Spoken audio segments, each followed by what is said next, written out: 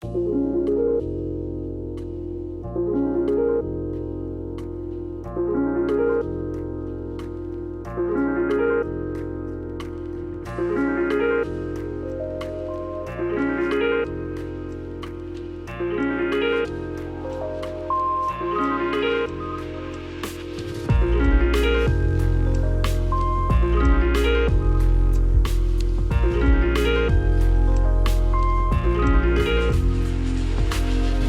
friends and welcome to episode 122 of the Noclip podcast. Danny here with Jeremy and Frank. Guys, I skipped lunch and I swear to God, I am so hungry right now. Please tell me what you had for lunch. Jeremy, what you had for lunch? I am currently drinking my lunch and it is a delicious Soylent coffee. A delicious Soylent. We back on that. Is it 2012 again? We back on that Soylent kick. Let's go. Hey, it's made from people. It's made from people. Is it? I don't think that was true when people You were sure? eating Soylent. That's why I started drinking it. Oh, okay. Frank, have you ever eaten a person? Dang. I've bitten people, but not like consumed flesh. In a consensual manner? Yeah, friendly. Yeah. Friendly chomps. Yeah. He said, yeah, in a way that sort of was vague in a In a wording. prison scrap one time. Yeah. What's the most of somebody else you've had in your mouth? Oh man. I'm racking my brain too. Like a whole ass cheek, probably. Oh yeah, that's good. Yeah, Wow. a That's whole impressive. ass cheek. That's yeah. Did you do the whole? Did you like suck in while you were biting to like make sure you got as much in there as possible? Probably. Yeah. There you go. Okay. Yeah, I'm not. Yeah. I feel like not. I've probably accidentally swallowed hair, like regular. Like you get hair in food and stuff, but Yeah. that's not flesh. I mean, I feel like most of the time I've had someone in my mouth, I've been trying not to swallow hair too. All right, episode 122 of the Noclip podcast. Thank you all for hanging out. Thanks to all our Battle Pass holders, James Brown, Jason Drury, Ryan Cobb, Tucker Morgan, Crimson Cyclist, Sven Hooster, Aaron L. White. I tried to do it in one breath. I couldn't do it. No, sorry. Hold your load there, Jeremy. Hold your lads. Robinson, Tim Robinson, Forrest Pruitt, Andy Fegan, Eric Hamilton Schneider, Cameron Lad. George Dakotas, Jacob Godservant, Toyer Tiliev. Thank you all for supporting our work. We're busy at the moment, working on a bunch of projects. We'll talk to you about them in a little bit, but this podcast is mostly about hanging out, what we've been playing, and all that good stuff as well. We have a real murderer's row of weird-ass games on the list today. Can I kick things off and talk about a game that came out recently? Absolutely. Terra Nil. Anyone put your hand up if you know anything about Terra Nil? Oh, Jeremy does know a little bit about Terra Nil. What do you know about Terra Nil? It's like a colony builder about reclaiming the planet or something. I don't really know that much about it. It looks cool, though. There's a video coming to Noclip Crew that myself and Frank recorded but this morning, so it should be up by the time this podcast is up for sure on a Friday. So this is a game from Free Lives, who we interviewed a number of years ago about genital jousting.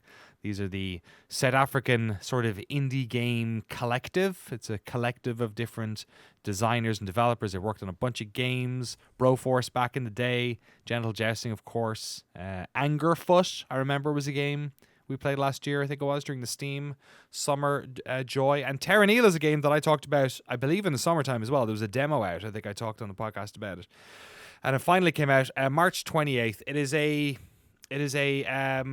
I forgot this word when we were doing the thing, and then I remembered it, and now I've once again forgotten the word for it. Terraforming? Terraforming, thank you.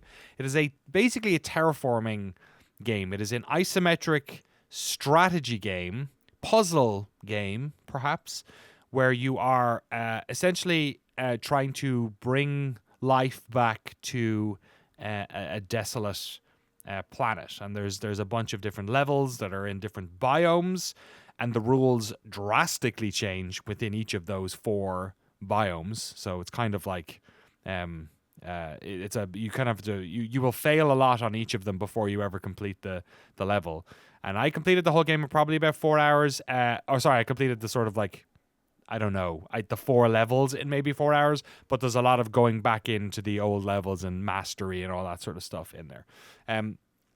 So first of all, it looks gorgeous. It's just like beautiful, great sound, great visuals, very earthy and sort of like painterly aesthetic to it. It's very enjoyable to play. It's got all those like great little feedback. Like you put the water, like it's a dirt level, and then you put down this little water thing, and it fills up the stream, and the edge of the stream, grass grows on it right away, and you're like, ooh. It's got that sort of power wash simulator vibe to it, where you're like cleaning the dirt from the level. But what I find really compelling about it is that, the way like a lot of real-time strategy games have like a Age of Empires is a 2-phase game, right? There's like the building phase, building your economy phase, and then there's kind of the battle phase. StarCraft is kind of like that too, although their phases are kind of happening at the same time a lot of the time, more in StarCraft. And then you have like 4X games, which are, have their various different points in them too. Terra Nil has 3 distinct parts to it, to each level, and each of them you either like fail or complete. And if you fail, you got to restart the level. And if you complete and you get to the end, then happy days. The first is basically reclaiming the land. So that's like planting irrigators to like grow grass, filling, cleaning the ocean, all that sort of stuff. And you have to basically reach a certain threshold of doing that with the currency that you have in the game, which there's a feedback loop in it. If you watch the video, you'll notice it, but it's pretty easy. There's only one currency in the game. It's fucking leaves. You spend leaves to build stuff, and when you grow stuff, you get extra leaves. So you're like growing to earn money to reinvest, right? And a lot of it is a lot of like, it's the secular nature of nature, right? In that you're just using the resources to make it better, right? Once you've done that, then you have to create biodiversity. So the second part of it is like, okay, we need this much like mangroves, we need this much tundra, or we need this much forest, or whatever it is, and you have to do that by basically the sort of the buildings that you've put down that are putting all that grass down, you're now converting those into like, this will make coral, and then we'll use this system to drop the coral in the ocean, and coral will be built there. And then you're trying to do that, and you're also like mixing you're trying to raise the heat or make it colder or make it warmer or less humid or more humid to satisfy certain conditions. And you're using like, you're burning grass to make it more humid, or you're using cloud catchers to, make it rain more or whatever, right? And it's beautiful. And the levels are like gorgeous because they just become lush, and like you do certain things and moss starts growing on all the rocks that you've put that are there. And like, jellyfish will suddenly start to spawn. You start to see all this activity. Like it's really beautifully artistically put together. And then what I love about this, and I think I was saying it to Frank, and I think Jeremy, as somebody who camps a lot in California, you'll dig this. It is the sort of leave no trace is the third part. So the third part of Terra Nil is you need to collect everything you've put down, like any like wind farm or little train that transported something, anything. Leave no trace. The last thing is you have to get all that stuff, get it back in your spaceship, and then the spaceship will lift up and pick your little dinghy out of the water, and you're out of there. And it's like, and there's a little part in there as well where you're searching for animal wildlife to make sure that you've satisfied the condition that there are like 4 animal types there or whatever. And then you get out, and then when you get out, it's just gorgeous to look at. It's like this little like a what do you call it, like a not a vivarium or like a ant colony, but like sort of like a little, you're looking into your this tiny little ecosystem. It's like a terrarium. Yes, that's it, terrarium. Thank you, not vivarium. Vivarium's where you go to buy lizards, I think. Is that what that I've means? never heard that word before. There's a vivarium in Emeryville. It's pretty cool. I used to bring my kid there. It's like free entertainment. So then you have this little like terrarium, and there's like you can hit a button and it'll capture like a high-res screenshot and spit it out for you. But it's super cool. It's just it's both relaxing and genuinely challenging. Like you will fail multiple missions. Like if you don't do a good job in the first part, you can really screw yourself for the second phase. And actually our playthrough, I don't want to spoil it, let's say, but like there was some real clutch, like we have no money left, and like, can we get to the next phase type stuff. It was very, very cool. Awesome. Yeah, that sounds fantastic. Is there anything you'd compare it to? I've been looking at a lot of screenshots and videos since it came out and trying to figure out what it plays like. It's kind of like when we started, Frank was saying like it's a bit like it has that vibe of isometric, like theme park management games or whatever, like that type of thing. It's it kind of feels a little bit Dorf Romantic. If you remember Dorf Romantic, which was like a city builder game, but that was a game that basically had like 0 lose conditions and was like very, very chill. It's not this is gonna sound weird. It's not a million miles from what's the name of the game that the FTL people made next? Oh, Into the Breach? Into the Breach. Oh, interesting. Where and you're not controlling units and you're not attacking anything, right? But there is a sort of Tetris influence aspect to the map where, like, when you start, you can only build wind farms. They're the first thing you have to build, and you can only build them on, like, rock. So there's only rock in, like, 5 parts of the map. And then once you do that, you put down these little sort of cleaners that, like, clean the planet. But you can only do them with a certain ring of influence around that wind farm. And then you put down irrigators, and irrigators are there to basically create grass. And they can only shoot out in 2 directions of their 4 cardinal directions. So you can either go like north and east, or, you know, north and west, or south and east and south and west, or west and north, like that, up or down or left. And they'll spray water in that direction along a grid. But you can only place those in a certain amount of influence around the cleaners that you've put down. So you're basically like trying to stretch your influence as much as you can and trying to touch as much of the map as you possibly can in that first phase. Mostly you can continue to do it, and you know, you can still do all that stuff in the later phases too. So it's kind of like you know, it's not like you have the whole map just to do what you want with, like a sim game or whatever. Like you were trying to reach out into nature to fix it, and then you were trying to come back from where you came and get out of there. Like it's hard to, there's no like, it'll feel incredibly familiar to anyone who has ever played any isometric, you know, city building or strategy type game.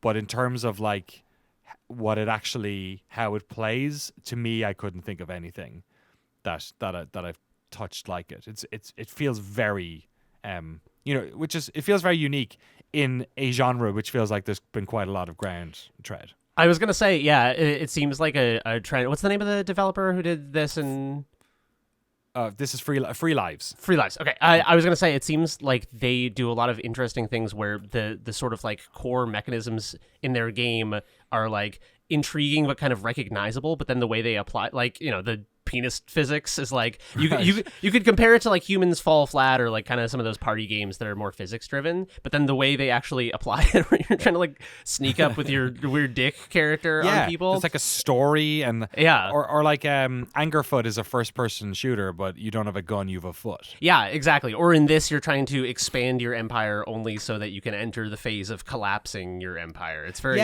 it's interesting. Also hilarious that they went from like penis game to like nature is sacred game. Like it's so fucking funny, but it sounds really cool. It's dope. And Frank actually made a really good observation that was like, so much of it's kind of an inversion of the real-time strategy genre, which is so much about acquiring resources from the land and building, you know, either a war mechanism or society in the case of Age of Empires, right? It's about going out and like, you know, collecting all the berries and chopping all the wood down. And this is the complete inversion of that, where it's like, you know, presumably this world, you know, perhaps had civilization on it and it got fucked. That's kind of the implication I'm getting from it. And you're basically like bringing it back to Earth, bringing it back to life. And also you're not doing it like, I like the philosophy of it as well. It doesn't say anything. Like the game is not, it's not preachy. It's like, in a way, it's like, remember we talked to them in the genital jousting interview. They talked about how like we're not trying to make a game that's like, this game will change.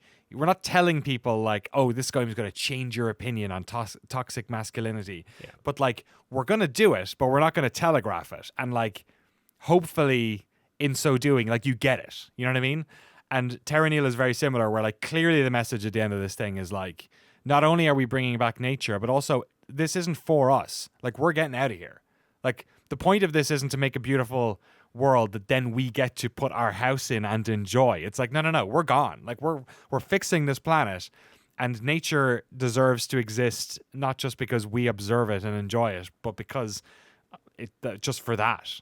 And we're gone. So it feels, and it does it in a very, like I said, like there's all the text in the game and all that stuff is largely in service of just telling you how to play the game. But it just does it in the gameplay. Like you get it. You can feel it. And the music swells when you start to add more nature to the world, and like they're just very good at making video games. Like it's just there's nothing about this game I didn't like. I wish there was more of it, I think is the only thing. Hopefully they maybe do some, I don't know if they're a DLC company, but I think I'm going to keep playing it though, because it's super fun. That's awesome. I just rewatched First Reformed, and so all I can think is that a really good sequel to this game would be like, imagine the end stage of a civilization builder, but the civilization is the enemy, and you're like fighting them to reduce their imprint on the map or something. Yeah, like, I'm ready to go to war for nature. Yeah, it's exactly. Maybe that's the prequel. Yeah, true. Or hopefully not the sequel. That'd be depressing. Yeah, true. It is available on Steam for $24.99. It is also on Epic, but also I believe it's on GOG as well. But also this is a Netflix game. So if you have Netflix, you can get this as well. I forget how any of that shit works. It's on app stores and stuff. You can probably figure it out. I think you download the game and then you log into Netflix, something like that. So you can do that. So I guess I probably should have done that, but I bought it on Steam because I like to support. I'll say it's because I like to support studios, but it's actually it's totally not because I forgot about Netflix. I just didn't know. I'm just a good guy. A lot of games to talk about. Frank, you have the most games here, so let's go to you next. Which of these do you want to talk about? We have Genshin Impact, Morrowind and Fallout 4, and Yakuza 6 with webcam girls in parentheses. Yeah, there's no single game I got hooked on this week. Okay. But I guess I feel like my big cultural blind spot as someone who attends anime conventions is I never touched Genshin Impact until like a week ago. Okay. It's kind of like I would say similar territory to Fortnite, where this is a massive free to play game. Huge, yeah. That if you slip, you will spend so much money before you even notice.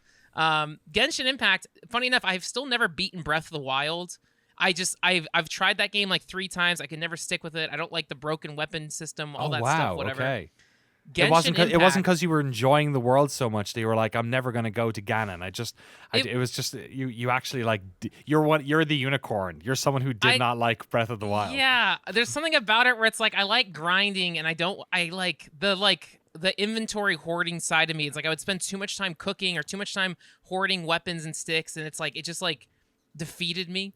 Breath of the Wild or Genshin Impact, on the other hand, is like I'm like still playing it and learning it.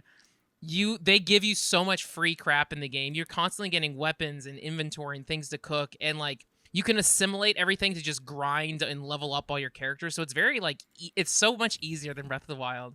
But it's just as satisfying, just as pretty, has the same exact music and gameplay systems. But like Wait, you're making it sound like is it a ripoff of Breath of the Wild? I've never heard it. But it's it way is rather better. Breath of the Wild. It is straight up Breath of the Wild, but wow. You're playing as like cat girls and like mermaid girls and like so way more your vibe.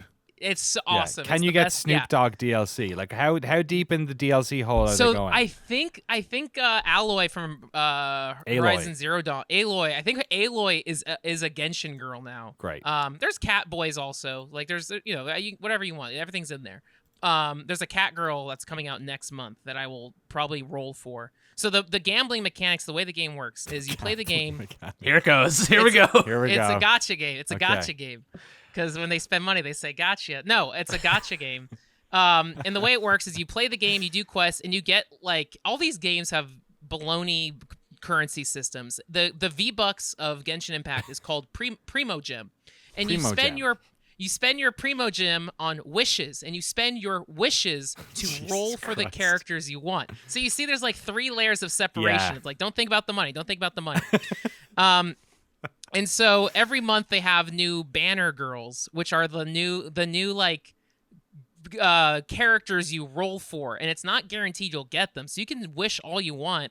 And you might just get weapons or other junk or cat boys, stuff that whatever. You go get other characters. Okay. I talked to a friend who's pretty deep into this, and they say to get the guaranteed like character, you could be spending theoretically between $70 to $90 because the game has they call it a pity system. They really call it a pity system. Oh no! It's slot machine mechanics where the more you spend, you start to chip up your pity meter, and after a certain level, it's like $70 or 70 wishes. There's no way this is called a pity meter in the game. There's no. I think they call it the pity, like I'm look up Googling pity this. system or something. Yeah, Genshin pity. That's what I'm saying. This pity counter. Wait, let me see This what is it's literally this is Wish- when this is the pit boss comes over to Pity you system. and he's like, hey man, you've been gambling a lot. Why don't we give you a hotel room for the night? Like yeah, you're drinking exactly. a lot. Yeah, totally. Can I fill up your Yeah. drink? Yeah. No. And so I'm like, I'm playing this. I'm like, this is the game is generally fun to play. I really like it, and I'm like, what? I don't know. So it's like, but all of my friends are warning me, saying, "This is Frank. Stop quit while you're ahead." I have yet to spend any money on this game, but well, yeah. when Once that you've cat played, girl, once you played 100 hours, and you're like, hey, like I've played so much of this game, I probably should Yeah. give them some money. Yeah, yeah, get some It's wishes. so, A boy likes to wish. we'll see what happens when that cat girl comes out. Her name is like Carrara. They announced it like a day or two ago. And when I go to Anime Expo or any convention, there's gonna be so much fan art. There's gonna be all these cosplayers. Everyone's always dressing up these characters. I don't know what they are. Now I'm like, oh, I know what Genshin is. But the game is actually fun, which was surprising. I see her, Carrara. Yeah, there she is. Yeah, isn't she nice? Her tail makes a heart. So Great. Is that worth $90 to you? you know, I would maybe spend $10 to $20 and see if I get lucky. You could probably get a lot. You know, I don't know. You could probably get someone. It's probably an OnlyFans cat girl who could probably read you poetry or something for that much money if you wanted. I don't know. Oh man, see, I bet people will start dressing up as Carrara on that service. So we'll see. But yeah, Genshin it came out, I don't know, some point over quarantine. I had a bunch of friends get into it. I never touched it. Maybe it was even pre-quarantine. But yeah, I don't know. I'm always like, I haven't played Final Fantasy or World of Warcraft, but I feel like this fits that spot of just a nice open world game to grind. It's very pretty. It's very cute. Surprisingly, better than Breath of the Wild. Will Tears of the Kingdom be better than Genshin? I do not know. We'll find out. But you know what? It's free, and you can enjoy it without spending money. But when will that enjoyment end? I do not know. But I'm a fan. I'm a fan. It surprised me. Published one of my favorite publisher developer combinations ever here. The developer is MiHoYo with a capital H and a Y in there, and all caps. The publisher is Cognosphere Pte Limited, which I don't know. That's like that's a laboratory somewhere where they study people's brains and how to like Cognosphere. Yeah. Yeah, exactly. It's just a fucking big brain in a vat. We're all part of that's the brain in a vat theory. We're all part of the cognosphere. Yeah, Descartes was right. All hail the cognosphere. Okay, Genshin Impact. I'm going to bounce back to me because I have a couple of new games. Yes. And then we'll head over to Jeremy to talk about. I cannot wait to talk about Jeremy's game. I just did a cursory Google of it before we started, and it sounds absolutely bizarre. I also played a game which has a different. I don't know. Maybe Terra Nil is Terra Nil. I'm not sure. Who knows? Another game that's hard to pronounce is Tchia. I was calling it for ages, but I think it's like Tchia. I think it's like way shortened than that. I'm not quite sure. So I was waiting for this game to come out forever, and then I was still waiting like 3 days ago, and I Googled when it was coming out, and I was like, oh, it came out 2 weeks ago. And I was like, because I was in like Death Valley or something, I didn't realize when it came out, and I missed all the media burst around it. Came out March 21st on Windows, PlayStation 4, and PlayStation 5. And this is a game that we were in talks with the studio for a while about doing a documentary on, but we could never really sort of spend the resources to do it, and it was during COVID and all this sort of stuff. So it's Awakeb, I think is how you pronounce the developer. It's a super interesting story. The game is basically, not to say we've just talked about one game that's a Breath of the Wild ripoff. I don't want to say that about this game. It is definitely a Breath of the Wild inspired game where you play a small girl. The game is set in a fantasy kind of world, but it is heavily inspired by New Caledonian culture. So New Caledonia is a island in the South Pacific. It is one of the islands that is like a French controlled island or French owned island, like Tahiti, for instance, as well as French part of the French Empire land. I don't know what words we use for this sort of shit. And the developers are from New Caledonia. And so I think this was mostly developed in France because a lot of these folks are, New Caledonia, but maybe their families are from France and stuff like that. They go back and forth. And the game is like very much like, it's super interesting in its like look and music and the world that it builds and the culture that it has, because it's like nothing I've ever seen in a video game before. But in terms of the gameplay, it's also, I find it super, super interesting. So it takes place on an archipelago. You have a sort of a what was the Zelda game with the boat? Wind Waker. You have a Wind Waker style sort of like boat that you can go around to the different islands.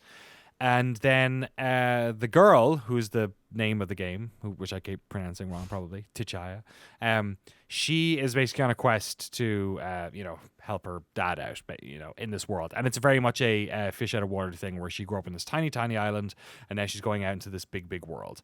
So there's a couple of really interesting gameplay mechanics in here. Number one is that there is a mini map that you use, but largely it does not show where you are.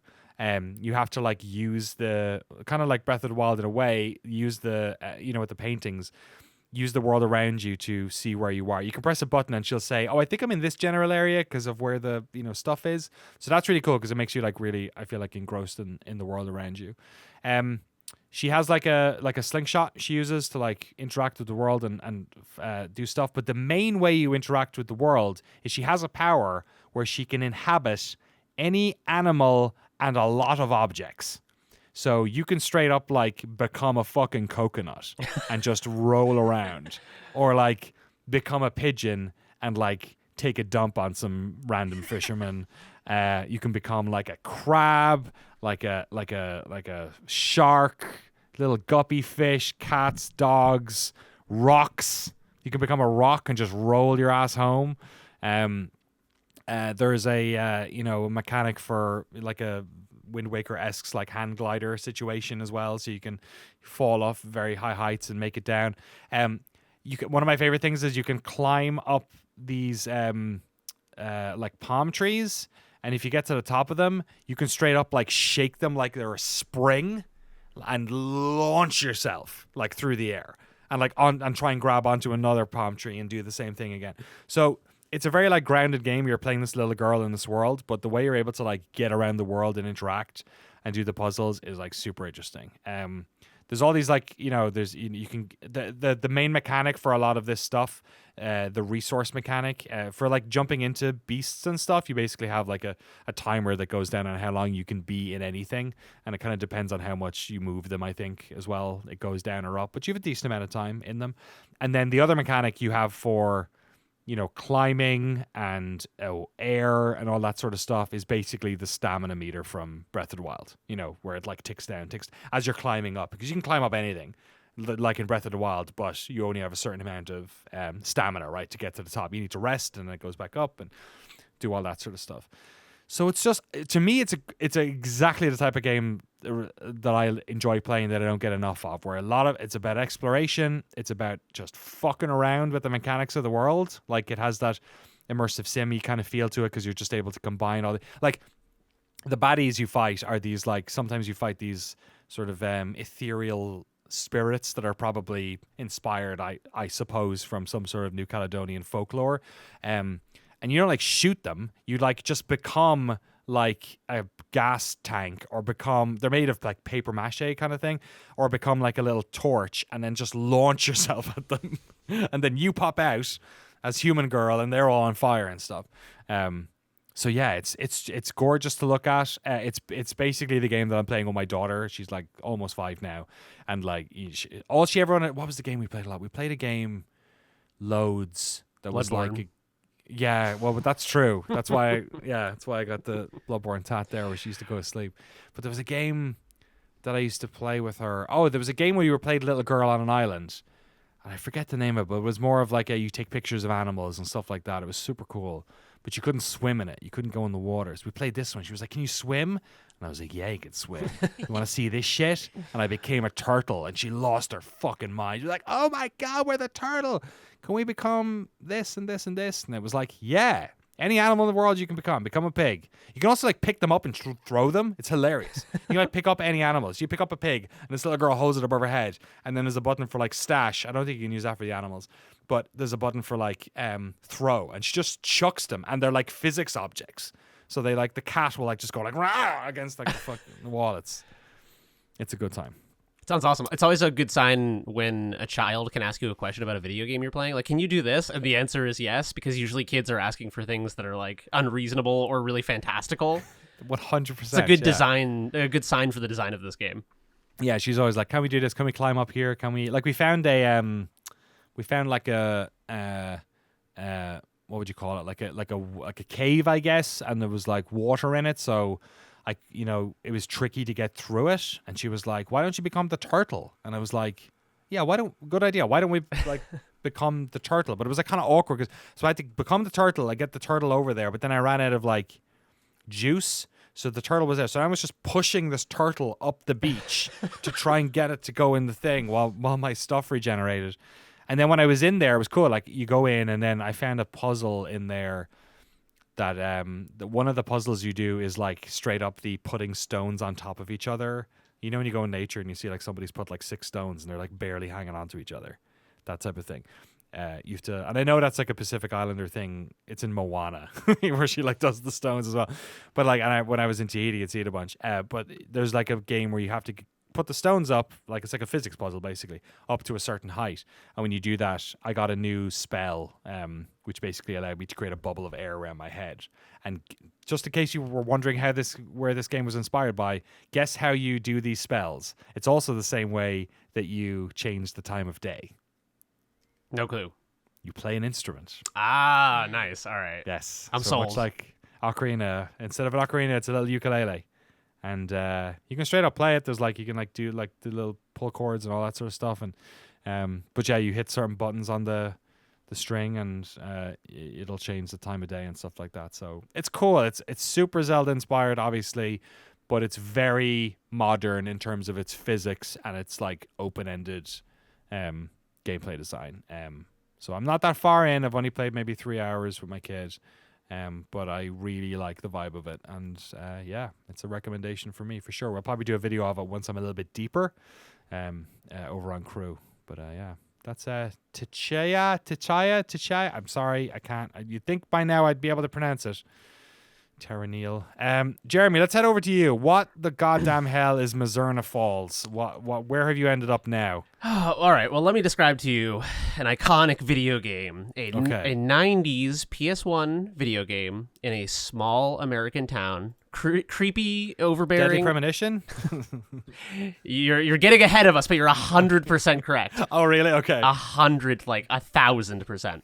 So creepy game. You're looking for a lost girl. You're like a guy in a small American town. It's like foggy and kind of like going around this place. You got a town map of like this little town. Sounds like I'm describing Silent Hill. But in fact, I am describing Mizzurna Falls, a game that came out on the PS1 the year before Silent Hill. Oh my god. And aesthetically is incredibly similar to Silent Hill. Now, Mizzurna Falls has never come out in English. It probably will never come out in English because... Okay.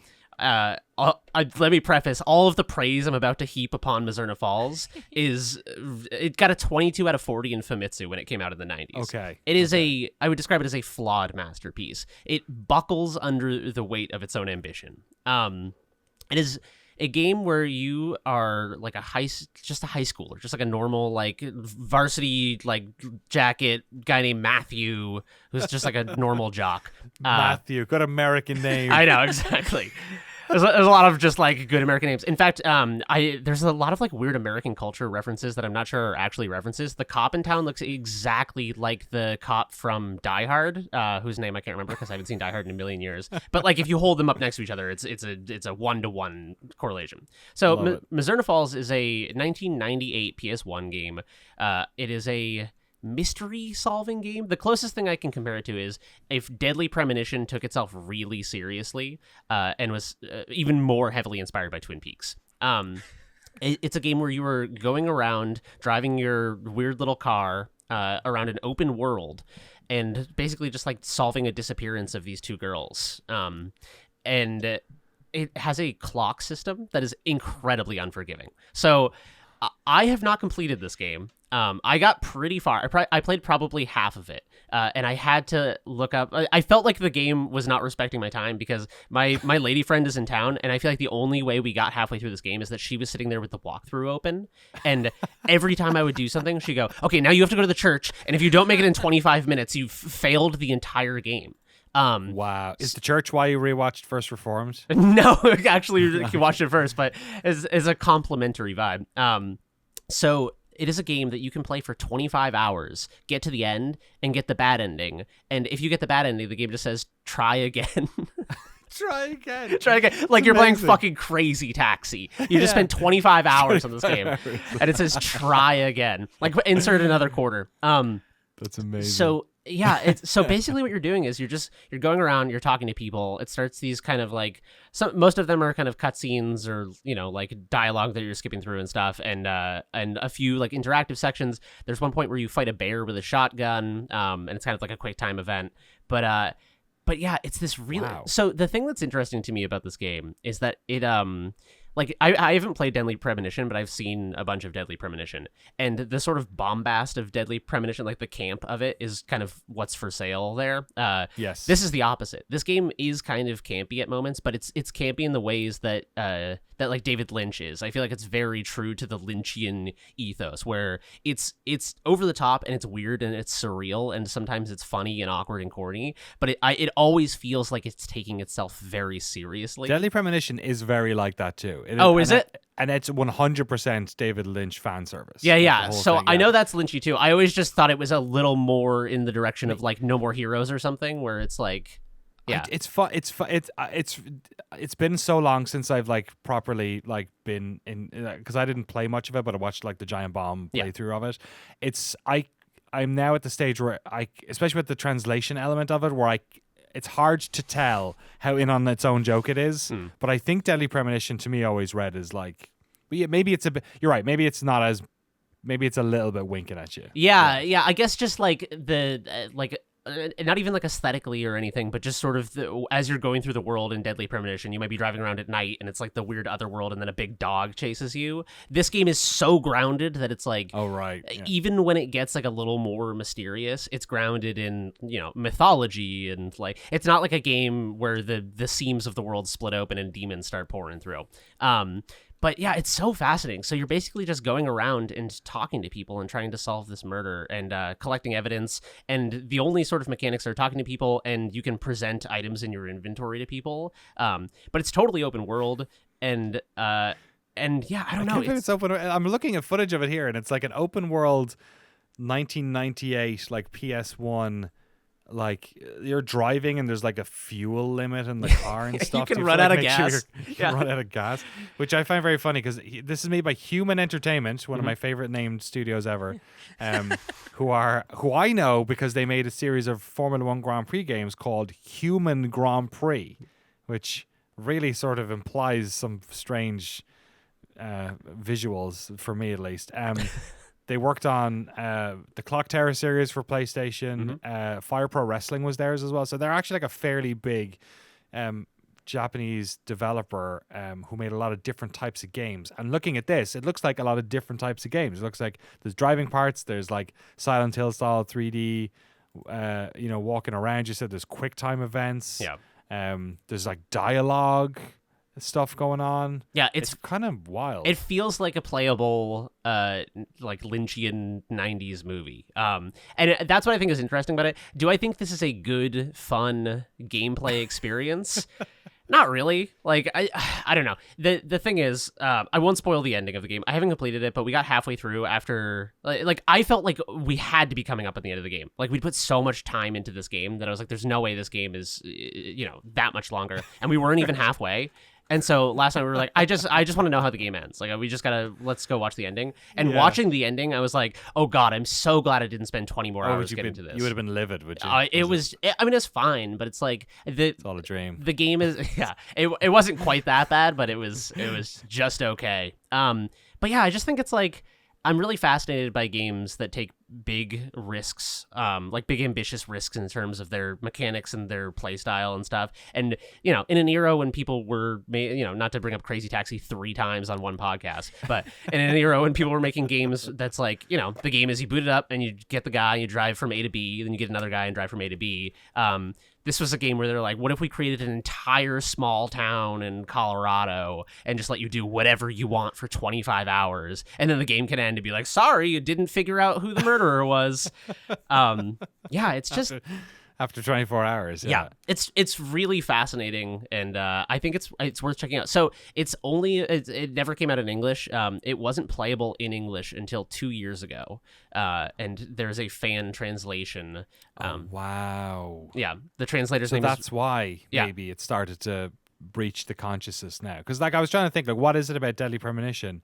If this is like proto Deadly Premonition game, surely if there's this big fan rush towards Deadly Premonition, all this love, then this game needs its stay in the sun as well. But obviously the fact that it was in Japanese was probably the reason why that never happened. Yeah, exactly. And it's also I feel like there were earlier versions of the translations, but I feel like there were bugs and stuff. So I feel like you could only really reliably complete most people don't want to commit to a 25-hour game if there's a chance that halfway through their playthrough is going to get borked. Yeah. So yeah. Man, I wonder if there's a game out there that's a really cool Eastern European or Japanese or any South American, Asian, African, any game that's would have been cool for folks in the West to play, but we never got it never got translated. I wonder if there's a project where we could get it translated. You know what I mean? Yeah.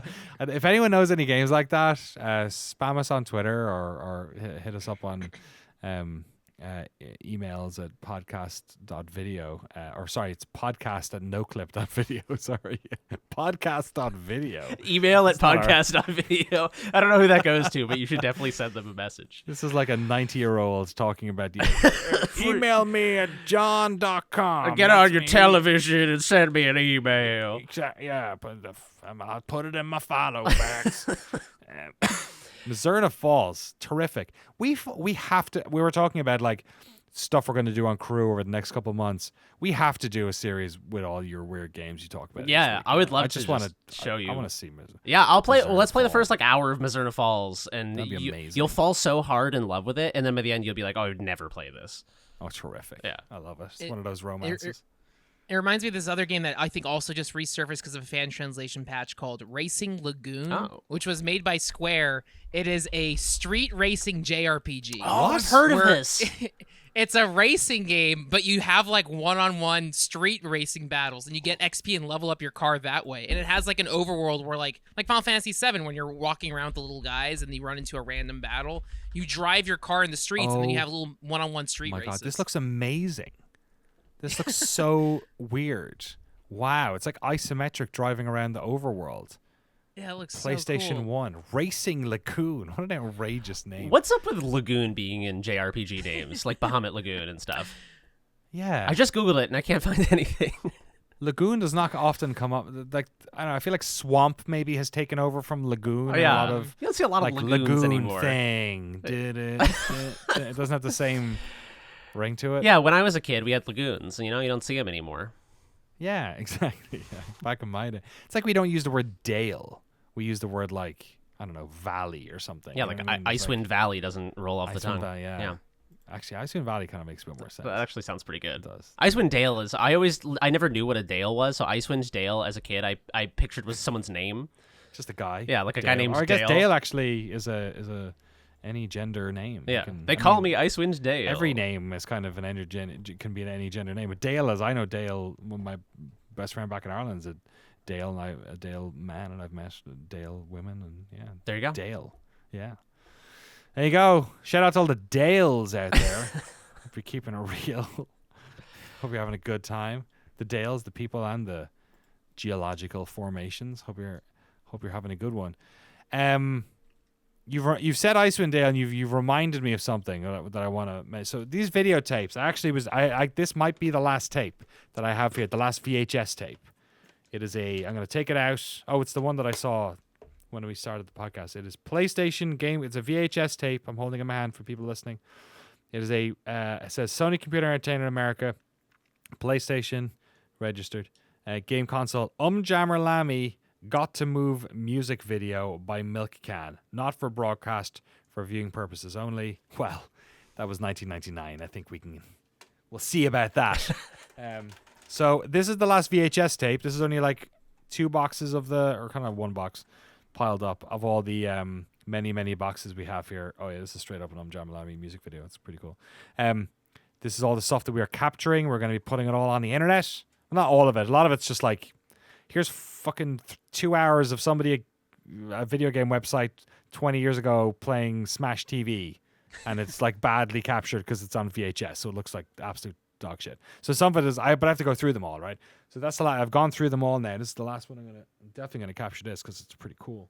But I found some good stuff. I found some cancelled games. Found some trailers. There's like a Banjo-Tooie trailer where he's jumping out of a plane. I might have said this in the podcast. I can't remember. He's jumping out of a plane, and the current version of that trailer. Some of this stuff is online. There's like an IGN video of this, but it has like a terrible IGN watermark, and it's in like 240p. It looks like dog shit. So we have like a better version that also has the outtakes and stuff like that.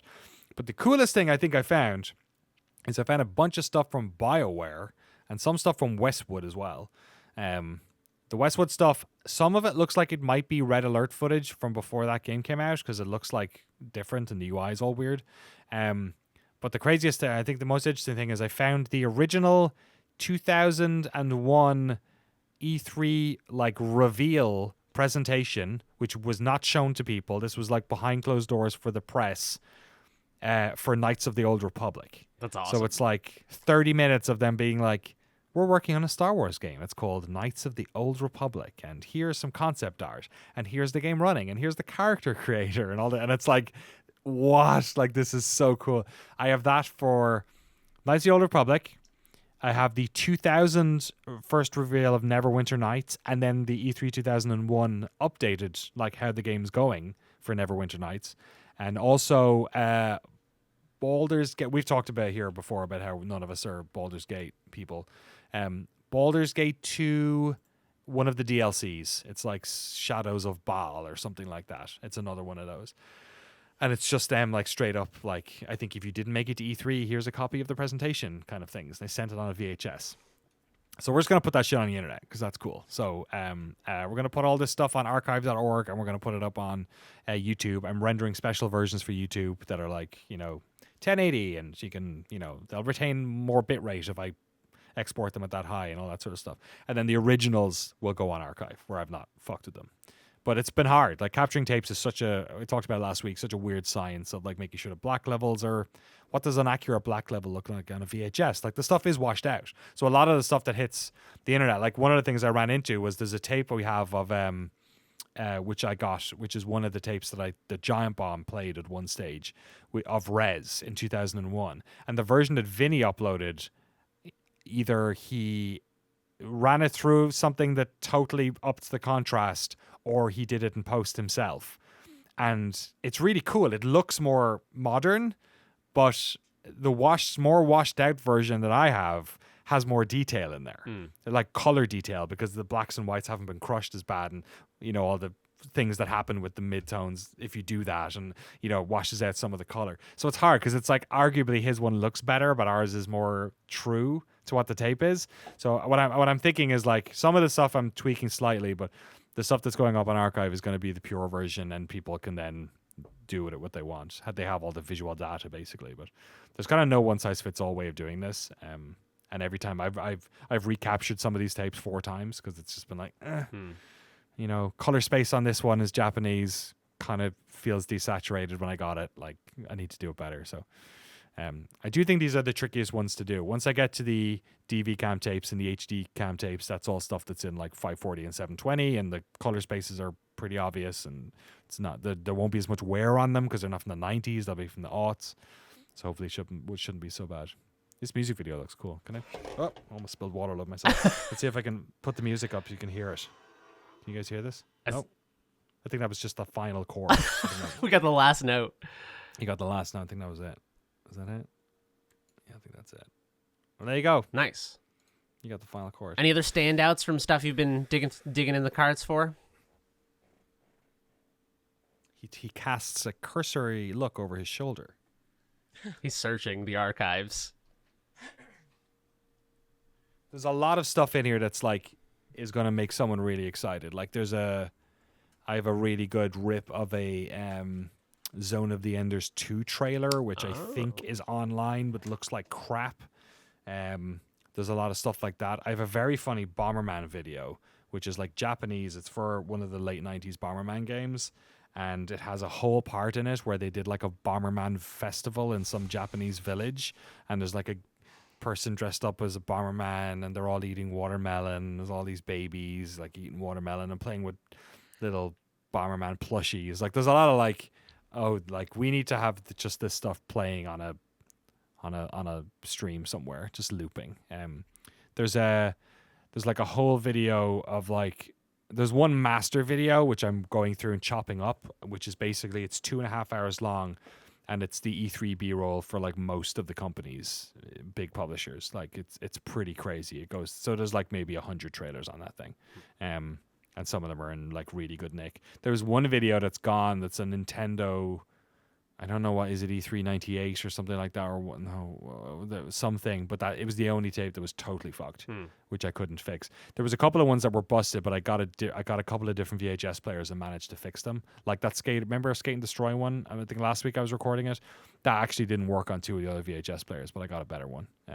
So yeah, so there's a lot in there. It's funny. It's a lot of stuff that like there's a lot of things where a lot of people won't care, but there'll be some people that it's like a significant find. And I think that's most likely here. The further we get up, like the amount of tapes that are there that are interviews and gameplay and previews and E3 stuff, like we're going to find some stuff for sure. Like there's a bunch of tapes that have Half-Life written on them, which I cannot wait to see what that is. Hopefully it's not just regular gameplay. Hopefully it's something weird.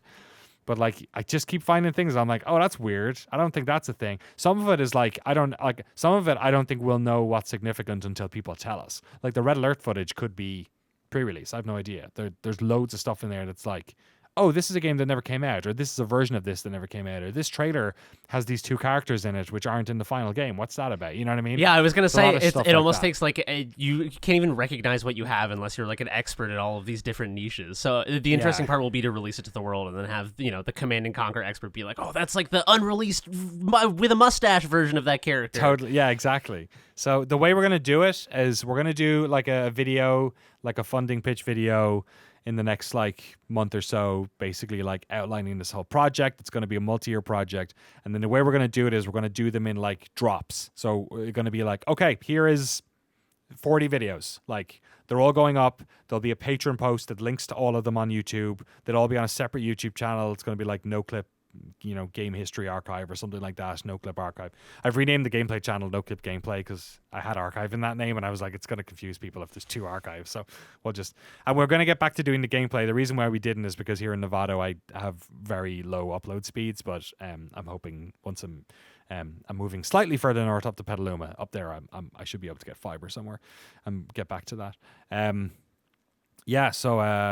But yeah, I'm excited to get that first batch up. I think people will be into it. I even thought it'd be funny for us to do like an alternative E3 where we just do an E3, but it's a bunch of like old unreleased shit from previous E3s. That's awesome. I would love to do that with you. That sounds so fun. Right? Yeah. That'd be a blast. Like just like get all dressed up and be like, all right, next we have the Neverwinter Nights, E3, fucking whatever. We got to get you like the ugliest dad sneakers imaginable and like a blazer over a t-shirt. Mm-hmm. You know what I mean? Like so I could be like a Microsoft, I could be a Steve Ballmer or whatever. Like a Microsoft press conference fit, and then get you on stage, and we'll like to get the whole. We'll have to rent like a shitty like a high school auditorium. Dude, you know what I've been doing recently, which is very depressing, is looking at like old videos and stuff that I liked about stuff and seeing how old people were. Like I watched Dodgeball a few days ago, and Vince Vaughn was 33 when that movie came out. Oh my God. Isn't that depressing? Yeah, that's wild. Are we all over 33? I'm 32. Okay. Yeah, 32. 32. Okay. So you're Vince Vaughn in Dodgeball. I'm not. I'm 30. How old am I? 37, 38? 80. I forget. You how tell old I am. me. That's how old I am. That's how old That's I how am. you know you're old. I forget. I think I'm 38. Yeah. I think I'm 86. 2026, I'll be 40. Okay. So that's 3 years from now. Yeah. So is that? Yeah. Maybe I'm 30. No, I think I'm 37. I'm 37.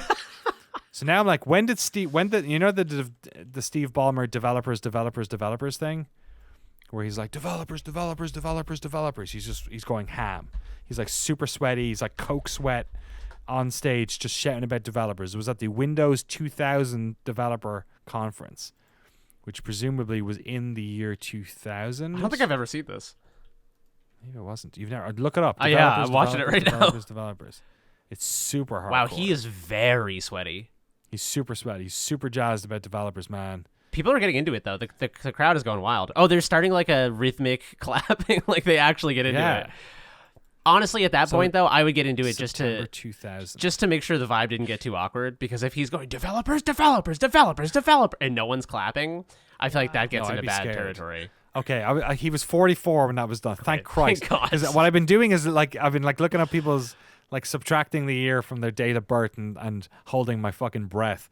Because I don't know, I'm definitely in midlife crisis mode at the moment. Need to play more Mizzurna Falls. Frank, give us the rundown of some of the rest of your stuff here.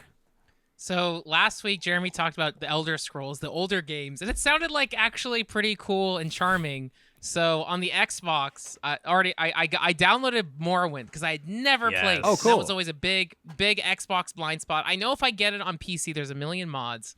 But I was like, you know what? Let's just try it out. Oh my God. Jeremy was right. The game starts, you get dumped off a ship, and there you go. It is like... They're like, what race are you? Yeah. And now get out. It is so hardcore. There's so many points of like confusion where it's like... It took me 20 minutes to kill a rat because like you aren't guaranteed sword hits. Oh yeah. Like you have to have max fatigue. You have to level up your sword skills. I tried to kill a rat on the floor, but I had no like skill points and short swords. That was the only weapon I had on my hand. So the rat killed me like 10 different times. There is absolutely no quest. Like my favorite thing about every Bethesda game after this one is the quest like markers are there on the top of the minimap. Go here, open this door, talk to this person. Morrowind, every character NPC has their own encyclopedia you gotta dig through. I forgot about that. It's insane. It's the most like ridiculous dialogue system. You press any character and they have 30 different topics that you go through. I'm like, what? There's no quest log. You have a journal and it's like chronological in point of conversation. So I have no idea what the hell you're supposed to do. It is so like one thing is like there's the Fighters Guild, the Mage Guild, the Thieves Guild, and each one has like the orders. And I'm like, okay, I can do these side quests. But it is funny. Like it does have that early 2000s graphic art style where it's like low poly, but it's very charming. I did have the random event where a wizard falls from the sky and just dies. You're like, what the hell is this? The first time that happened, I was turning away when he fell. So I turned around and it was just a dead guy in the ground. And I was like, what the fuck was that about? I just picked up the book and kept walking, I think. I don't know. Yeah, I thought it was like a glitch or like, what the hell happened? And then he screams, read it and was doesn't like, he? He's like, yeah, he's like, ah. Yeah. And he's like, oh, I'm out here testing my new potion. It might give me the ability to fly. I'm like, oh, okay. And then you try the potion. It gives you max acrobatics and you can jump across the map. And that's amazing. You're constantly harassed by I forget the hell. Oh these yeah, those flying, things. Yeah. Those things are everywhere in the land of Morrowind. Everything is like, I think Jeremy said it too. It's the art style of that game is so like alien and weird. It is not like the beautiful snowy mountains of Skyrim or the lush forests of Oblivion. It is like this nightmare. It's like Half-Life. What's the world you go to? Oh, Zen. Yeah. It is like Zen. Morrowind just looks like Zen. Yeah, it's kind of like muddy and brown and off-putting. Like tentacle trees and stuff. Yeah, and that's kind of cool. It's like the only game, because it's not even like Arena or fucking Daggerfall where like they're more like Oblivion. Yeah, they're way more straightforward fantasy. Yeah. Morrowind is just like off the... They were on mushrooms or something. Yeah, wasn't Kirkbride the concept artist? Aren't there stories about him like tripping balls and doing concepts? Oh, really? I believe so. I should have prepared this. Unsurprised. I will Google it while Frank continues to tell us about more. Wow. Yeah. Yeah, no, and that's the thing where it's this kind of thing where it's like it's it's so archaic to play, and I know if I got mods on PC, maybe I'll just do that. But like where it's kind of cool and hardcore, like damn, this is actually like really amazing. And like I would have been too young. Like I clicked with like Knights of the Old Republic when I was like 10 or however old on Xbox. I would have not been able to play this as a kid. Right. Like every quest is like I like screenshot a quest where it's like, I don't know, you got to speak with Hulia, an Argonian in the Morag Ton, and then you will find Mira Milo. Like none of these all the character names are like talk to Zip Belch Blarkvafork, and it's like I don't know what I already forgot the fucking name, and there's no way for me to Google that or whatever. Well, I guess you know it's just it's so hardcore and insane, but it's kind of cool. And then I made an Argonian, a lizard. Nice. And Cool. if you take off the pants, you can see lizard genitalia, and I was like, oh, that's you in can? there. Okay. Hell yeah. Yeah, they got the lizard's cloa or whatever it's called. It's pretty awesome. You also, way to pick the one race that everyone fucking hates. Although I'm not sure in Morrowind, maybe they're down with the lizard. No, folks they're like People are they're racist. like I can't. Yeah, I'm afraid to repeat what I hear in the streets of Morrowind. It's really Yeah, bad. they drop It's some like, slurs on you about Argonian people. Yeah. Yeah, I picked an Oh, Suck do Argonian not as well. respect the Skooma. Argonians. Yeah. Yeah. I guess oh, no, that's Khajiit. do- Khajiit are more Khajiit, Skooma, Skooma. aren't they? I do love the first like quest guy you go to, Cassis Calonius or whatever the hell. He's like, "Hello, I'm addicted to skooma," and then underneath his bed is just a crack pipe or whatever, Yeah. the skooma pipe, and I'm like, "This is kind Wow. of cool." Like the world building is legit. So Morrowind is extremely hardcore. I would not recommend playing it on Xbox unless you're insane, but go for it. But maybe try it on PC. I'm sure the quest mods. But the result is I played that. I'm like, this is close. I kind of want to play a legit like contemporary Bethesda game. I never played Fallout 4. Oh, cool. Immediately, like so I started playing it. And I like it because it's like it's actually like pretty simple. Like compared to, I mean, even the dialogue system is really simple. Like on compared Xbox, to whatever. Fallout 4. Um, Yeah, compared to Morrowind. yeah. Jesus. Jeez, and I got one of the VATS upgrade or one of the skill upgrades in Fallout 4 is it will literally put a trail on the floor to your next quest objective. So Oh it's yeah, like, yeah. oh, this game. The opposite So of this Morrowind. game will hold my hand. Yeah, so I'm like, okay, this is kind of scratching it, and it's pretty nice and cozy, and like the gunplay is pretty good, and it still has the fun quirkiness of a Bethesda Dude, game. So I love yeah, Fallout really, 4. yeah. It's so good. I've never Jeremy played it. I wanna play it. still hasn't played it, even though Oh, it it's was in made in his Boston. backyard. It's in Boston. I know. Yeah. I know. I know. All of the locations are places where I went to film school and like used to walk around smoking joints at night. There is a quest So, where yeah. you get to paint the big green monster in Fenway. All right. Yeah. All and right, you I'm can sold. you have to get blue and yellow paint to paint the big green monster, Oh. and but if you want, you can complete the quest by just bringing back one of the paints, and then the painter's like, "Oh, I guess we can paint it blue, but I'm pretty sure in all the like all the document or all the stuff that I found that they really like this wall was green, but I guess we can do it yellow or whatever." That's It's amazing. really funny. That's really Yeah. funny. Oh God, so I played an Argonian in Daggerfall. I played a human in Morrowind, and Caius Cassius, whatever his name is, the first contact with the blades that you get to. I got to him, and I had forgotten what my character looked like and like who my character was, just because it's first person, so I wasn't looking at. So if you idle in Morrowind, it does a camera where like it goes into third person and the camera slowly rotates around you as like an idle camera. And so I got to Caius, the first contact, and he's like this jacked, weird looking bald old guy. And so I got to Caius and I was like, look at this freak, like what a freak. And then I idled there for a minute and the camera went out and I realized that my character was 1-to-1 identical with him. So it's just these two bald old men standing in a room together, and I was like, "Oh man, I'm really throwing stones at a glass house here."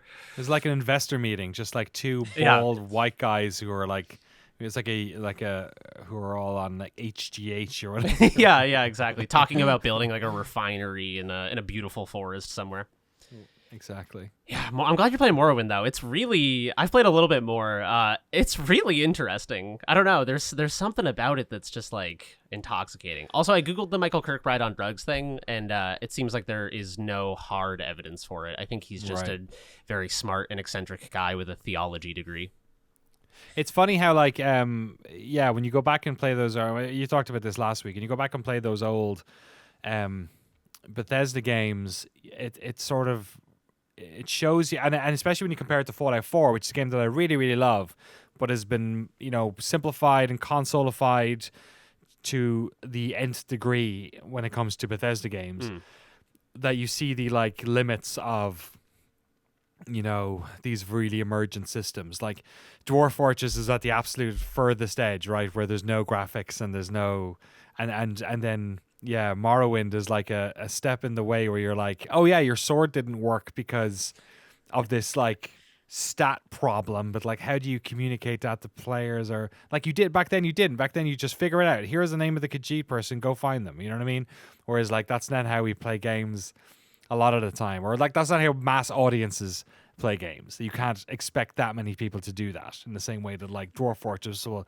So there's like a conflict between creating games like that have to be like, you can't make a game for a large audience without spending like without needing that return on investment. So you can't make a really systemic game because it would just cost so much money to make all those systems and make them look real and have them all work.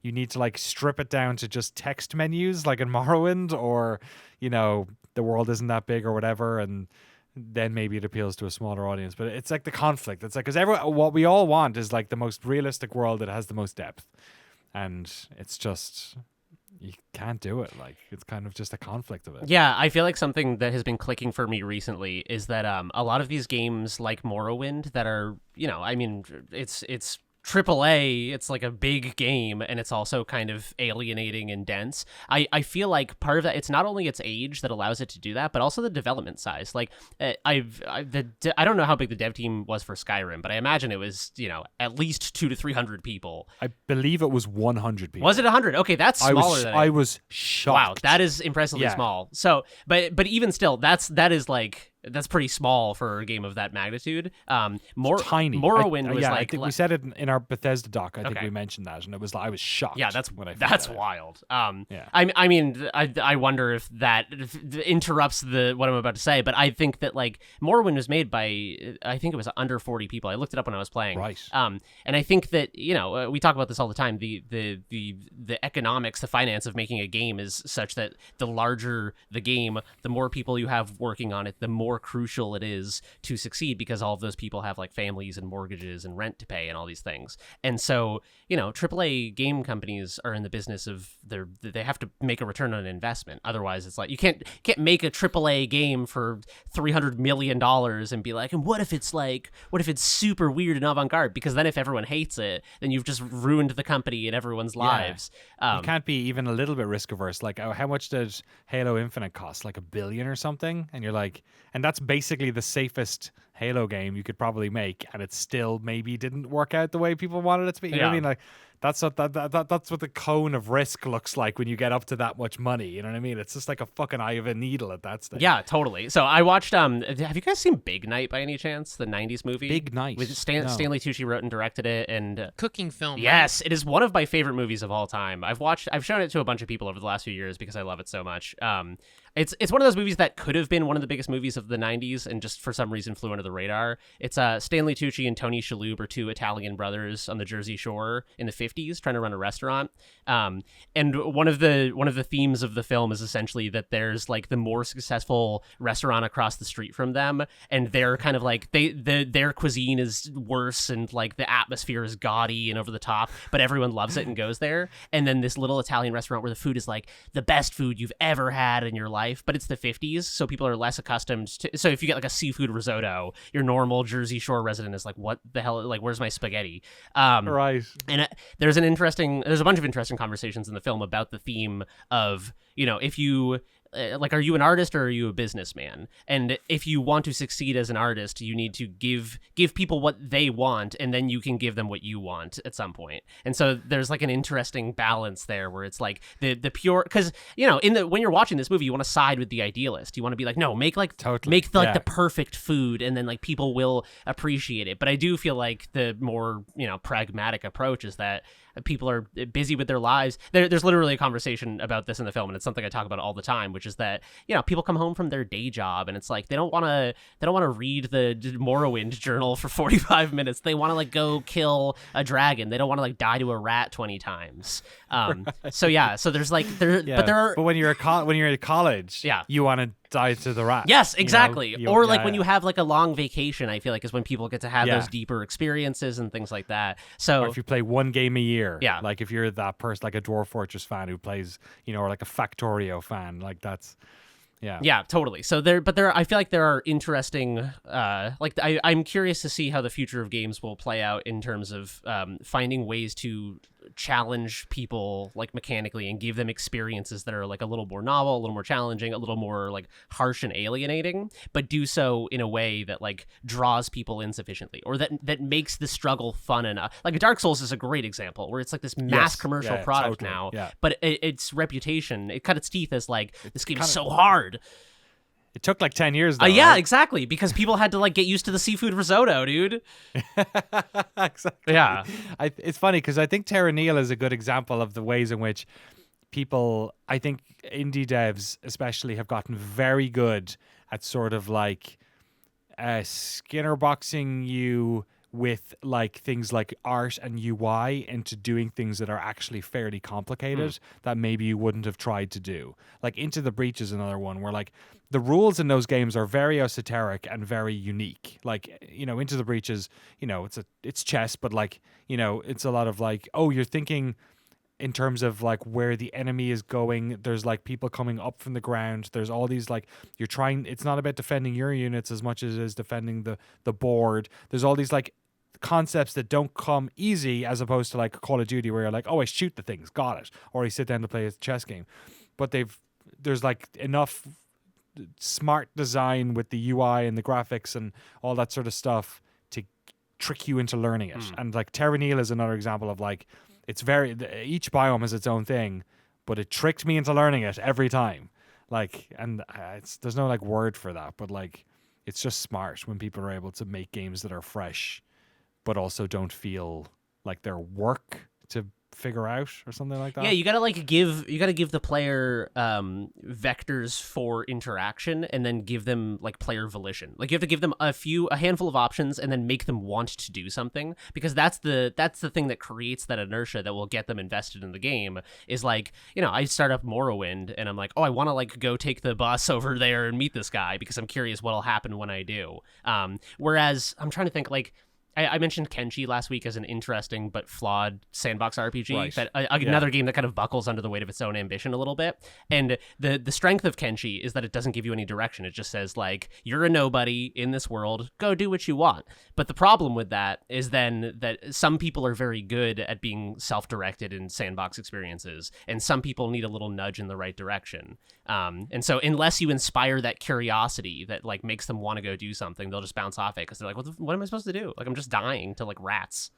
It's amazing, isn't it? I wonder how like games like Fallout 4 try and capture that, or Fallout 3 where it's like different people play those games for very different reasons, and you have to like give everyone there's the part where you come up to a fork in the road or whatever, and then you need to be able to give everyone a go of what to do. Fallout 4 does a lot more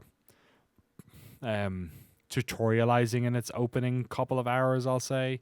Did you find that, Frank? Like there was a lot of like, this is how you do the base building. This is, they're sort of the initial quests are very much that. Yeah, the first I started my save, I want to say back in like November or October, like actually maybe even it was like, I think I started back when I lived in San Diego, like over 8 months ago. I did the first 2 hours and I put it down. Like, I don't think this is for me. After more, when I was like, okay, Fallout 4 is gonna be way easier. And then I picked it up, and I think I was like just in that post, like, oh, okay, I can actually like do stuff. And I feel like that happens a lot with games. I'll start it and I'll get burned out by the tutorialization. I hate the opening couple of hours of Fallout 4. Yeah. It's like, get out of your fucking way. Like Fallout 3, it kind of makes sense. You're stuck in the vault. You have to get out of the vault, right?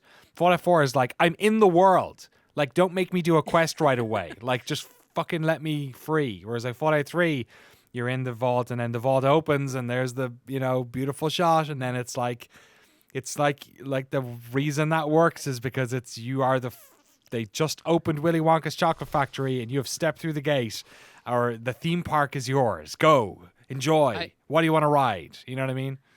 I have such good memories of Fallout 3 on 360 because I sequence broke the game where it's like I just went in one direction and then like I found my dad or whatever the plot was, and it's like I skipped like 5 major quests and I'm like, oh, it just let me do that? Cool, just because I went, like, yeah, so.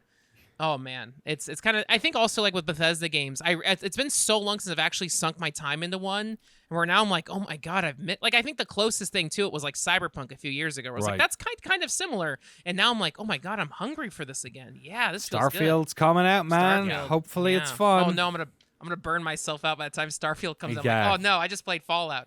You'll be sick of it. Can I point my Babe Ruth bat at the outfield and make a prediction?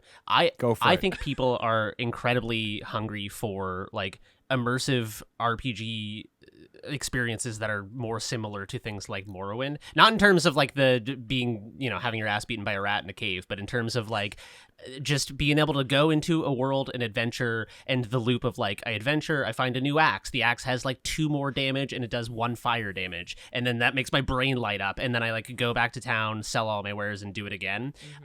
When Dark and Darker came out, the first person like extraction shooter mixed with like medieval fantasy RPG, a lot of people, I saw so many people like in my friend group and online and on Reddit and comment sections and stuff, where people were like, God, I wish this was just a game where instead of me and my 2 friends trying to escape from this micro dungeon, I wish this was a game where me and my 2 friends could just go on adventures together. And I think like Valheim, the success of Valheim, I also think speaks to the hunger for that, because 100%. The Forest. Yeah, totally. The Forest is another great example. Like I think people are hungry for just like that sort of experience, like a Morrowind, but just hopping in with their friends and playing it. So I think there's going to be a huge resurgence of that genre.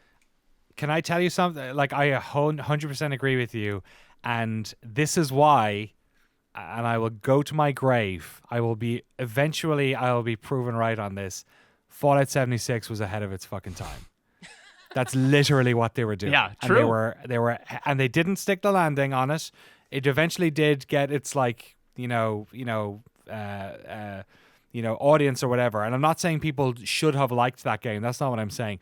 But the wave of negativity that came for that game when it was announced comes from, I think, like 2 things. One, I think there was a reticence to believe that this was anything other than a cash cow, because there's just so much like negative press when it comes to Bethesda stuff.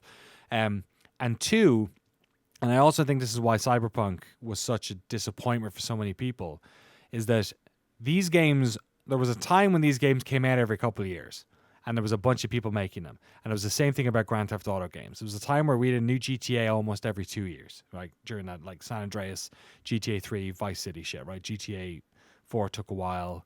GTA 5 took a long while. The gaps between these games, because of how fidelity has become so important, has gotten ridiculous, to the point where there has been basically, as far as I can't think of any other open world RPG that it was out since, when did Fallout 4 come out? 10 years ago? Something like that. Fallout 4, 2015. Wow. So between Fallout 4 and now, I think Cyberpunk is the only one. I can't think of any other game. And it didn't meet your expectations, and it bummed people out. And what I imagine, because I'm like, I really like Bethesda games. I like the vibe of the studio. I like the other sister studios, Arcane. I'm a big fan, of their games. We've talked about people who work there, past and present, and all that sort of stuff. I'm hoping that people give Starfield a chance. I don't know if it's going to stick the landing right away, because they've never made a game in space. They've never made a game. It's very different genre-wise to anything they've done. Mechanical-wise, it probably has to be very different as well, because it's not just one world you're walking around. Like, it's a very different way of slicing an RPG cake. So I'm hoping people give it a chance, because I don't think it's going to stick its landing.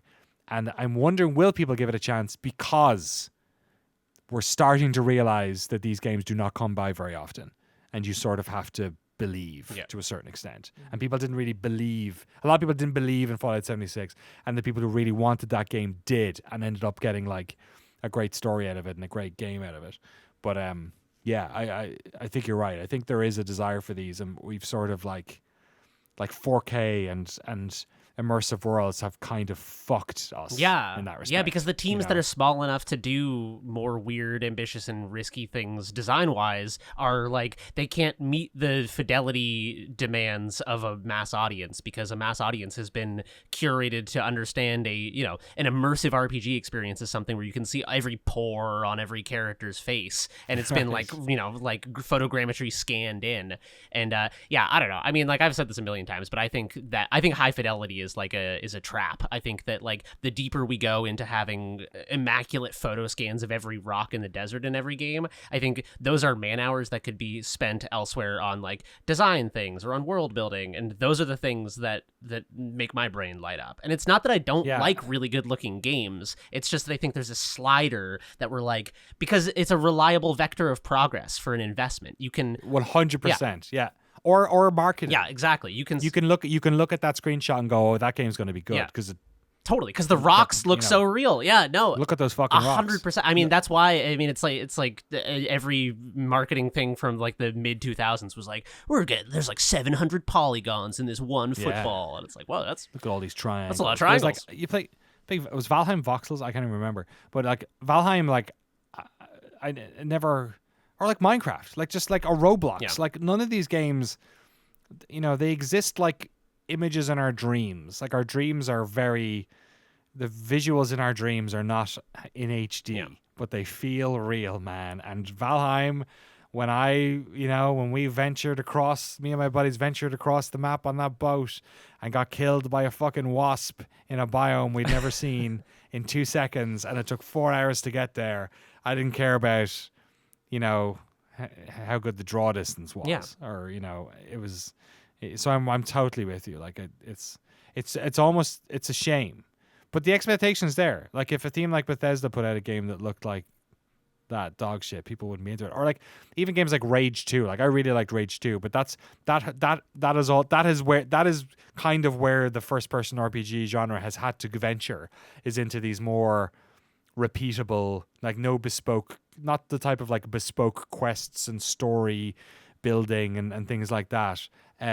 More into like the Far Cry sort of side of things. Actually, now that I think about it, Horizon Zero Dawn is probably the closest we've had to a game like that in a while. Like that is a game where there's a certain amount of good writing and world building, but it doesn't have the first person, you pick up the fucking crystal, you heard the Nern route, you know what I mean? It doesn't have that part of it. You're picking the coins off the table, which is such an important part of those immersive RPGs. I wonder if there's a world in which a AAA studio, instead of having one team of like 300 people who are building this one giant game, I wonder if and this might exist. You might have a counterexample where you're like, oh, that actually is this studio. But like a studio like that, but instead it's 8 teams of 40, and there's shared like tech, shared resources, maybe like I don't know about shared art assets, because I feel like that muddies the visual identity between games. But I feel like even just like shared tech as they push those things forward, I mean, obviously it gets more, I'm sure there would be a lot of meetings to communicate all of that, and it makes it very difficult, but yeah, I don't know, I'm curious about what that could look like. It's a smaller scale, but the only thing that comes to mind is like when Double Fine do their Amnesia Fortnights, right? But you're right, like it's a great incubator for ideas, if nothing else. Because like then you spin up all these, you just prototype shit and see if it's good. I remember when we started Stunt Derby, that's what Alex was about. I was like, we could do this and this and this. And he was like, no. We'll make the most basic version of what we think it is, and then we'll get a bunch of people to play it, and we'll know if it's good or not. Like, that's how you incubate game ideas. You don't make the whole thing and then show it to someone. You got to, like, see if it's good. Make a shitty version and see if it's good. But yeah, you're right. I don't know that's the case.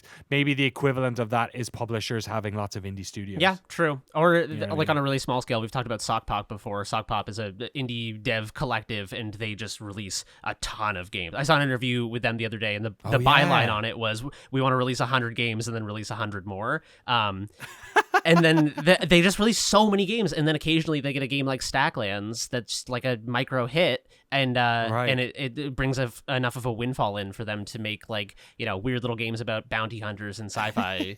the pay and spray, or the spray and pray approach. The shotgun of shooting out games. Yeah, that's wild.